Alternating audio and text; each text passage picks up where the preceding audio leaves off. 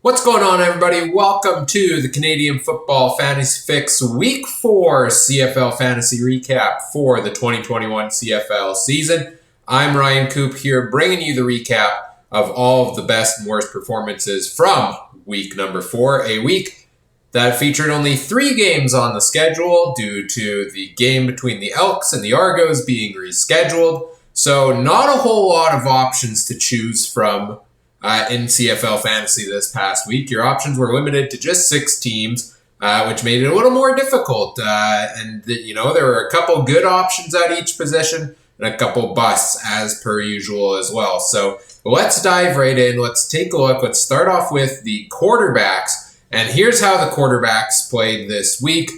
Leading the way by far was Michael Riley in BC, taking advantage of that matchup with the Ottawa Red Blacks, who just can't get their own offense going at all. Riley had a lot of time out on the field, put up a nice 24-point day. At number 2, Dane Evans getting his first start of the season, 17.7 points, a fine day for him, leading the Ticats to their first win of 2021.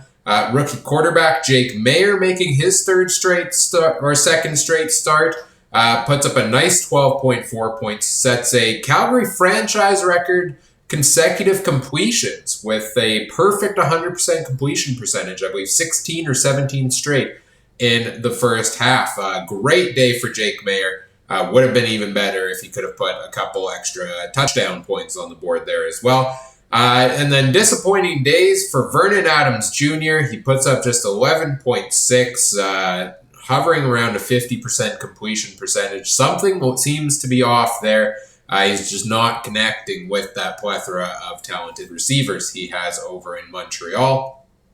And a bit of a down day for Zach Collaros as well, as he does not find the end zone there to add some points to his total. So, bit of a disappointing day for some of the quarterbacks. Matt Nichols as well. 6.5 points. That seems to be around the average we're seeing from him, is less than 10. Real struggle day for that Ottawa offense once again, and for a lot of the quarterbacks on the board this week. Taking a look at the running backs for the second straight week, we've got Kadeem Carey leading the way, 19.2 points, heavily involved in the run game, gets involved in the passing game a bit, and picks up a touchdown for the Stampeders offense. And, again, another week where a running back is putting up big point totals against the Bombers. That seems to be a trend here. Andrew Harris making his 2021 debut, puts up a nice 16.6 points, gets himself 80 yards along the ground, a couple catches, and a touchdown.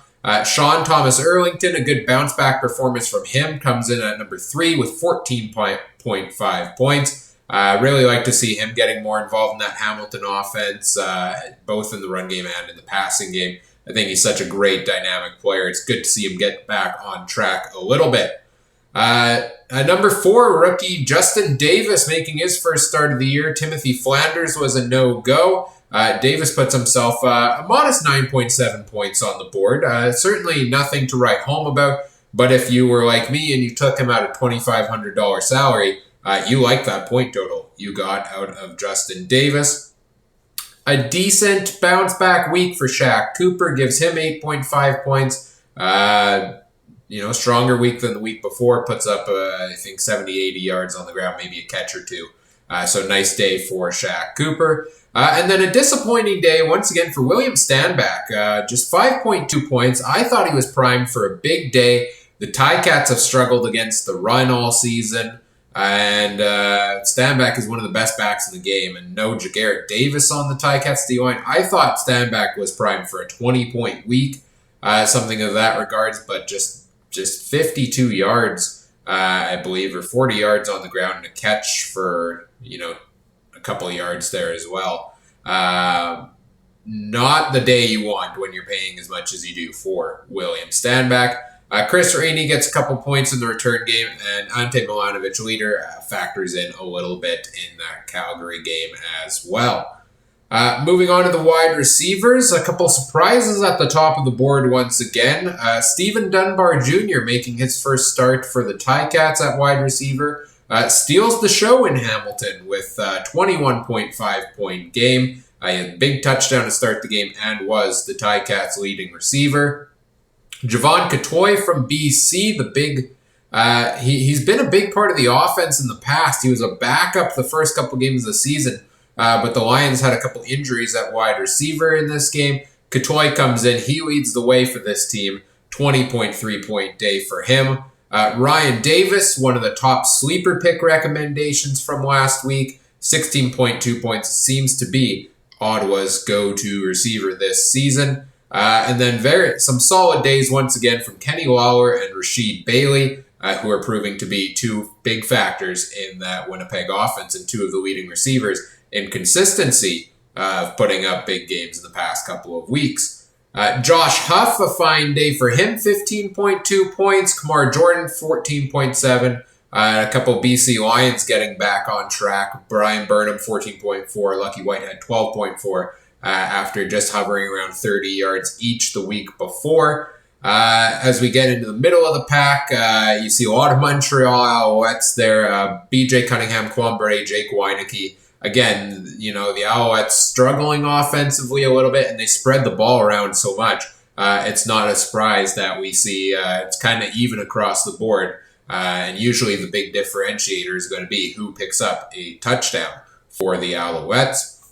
And then a couple nice sleeper picks yet again. Tim White, $2,500 for the Ticats. Second straight start of having decent contributions. He was the second top receiver for the Ticats this week with 9.8 points. And return man Malik Henry putting up 9 points for the Calgary Stampeders. A couple big returns against the Bombers punt cover team. That's normally pretty good. And taking a look at the rest of the receivers this week, Devontae Dedmon, 8.9 points. That hovers around what we'd expect from him. Bit of a disappointing day for Eugene Lewis at 7.6. I thought he was going to have a breakout game this week. I really did in that matchup with the Ticats. I thought Vernon Adams was going to get back on track, and Lewis would as a result of that. But just 7.6 points is not what you want to see when you're spending over $7,000 on Eugene Lewis. Hergy Mayala still struggling to put up big point totals. He seems to be kind of, third or fourth option in that Stampeders receiving corps. Brandon Banks, 5.3 points. I do not know what is going on with Brandon Banks. He's the top priced receiver in the game. You spend $14,000 to put him in your lineup, and you get 5.3 points. That is a disaster for your fantasy lineup. He has not gotten going very well yet this season, and we'll see if maybe he can bounce back finally in week number 5. A couple Bombers there at 5.2.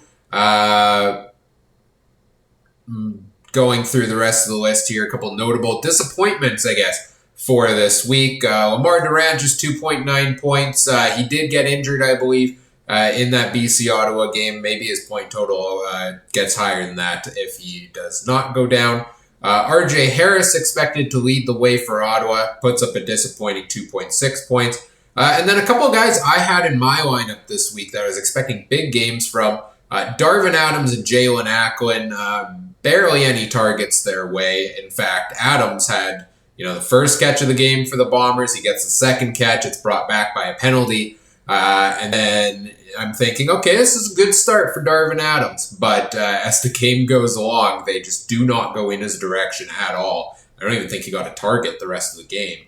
And a disappointing day for Jalen Acklin, who you expect to see as right now with all the injuries, the number 2 guy behind Brandon Banks in that Ticats receiving group. But it was the other guys. It was Dunbar Jr. and Tim White leading the way as the 2 go-to guys there. And then finally, Dominic Rhymes still struggling to get anything going in that Lions offense, which has been a recurring theme as we go through these recaps each and every week.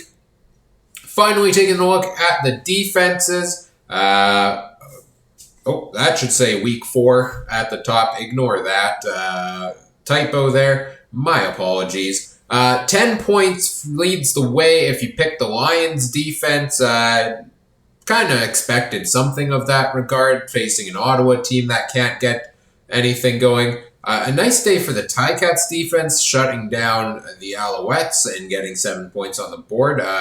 Their best total, I believe, of this season thus far. Montreal, 6-point day against the Ticats. They get some sacks, but they don't really get very many turnovers. And same thing with the Bombers. 3 points for them.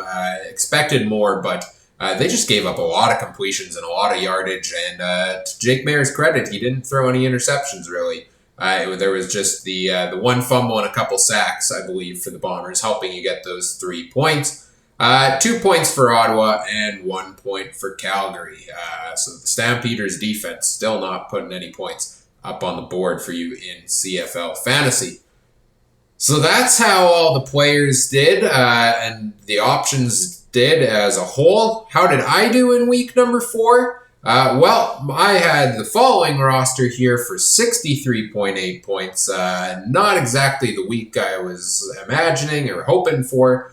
It started off, decent, okay. 10.9 points from BJ Cunningham in that first game. That's not too bad. 6 points from the Alouettes defense, but a disappointment of 2.3, as I mentioned, from Jalen Acklin. That kind of started me off on the wrong foot there. Got things back on track a little bit with a huge 24-point day from Michael Riley. Shaq Cooper and Justin Davis pitching in some points and doing decently well at running back. And then it all culminated in a disappointing 2.4 point performance from Darvin Adams. So a good week for me at quarterback, a decent week at running back. I'm happy given the price points with how they did, but certainly some disappointments with my wide receiver picks for week number 4. That does it for your week 4 recap. Stay tuned throughout this week. I'll have your quarterback and running back previews for week number 5 out on Wednesday. I'll have your wide receiver and defense previews out Thursday.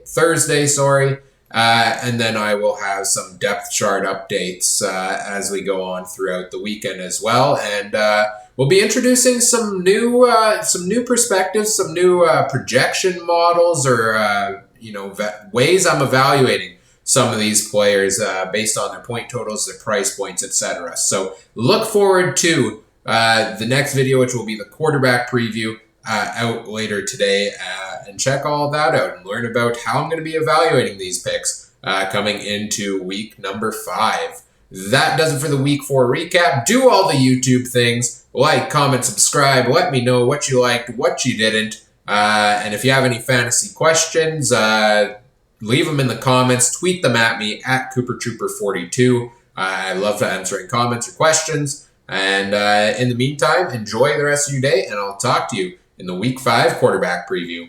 Bye.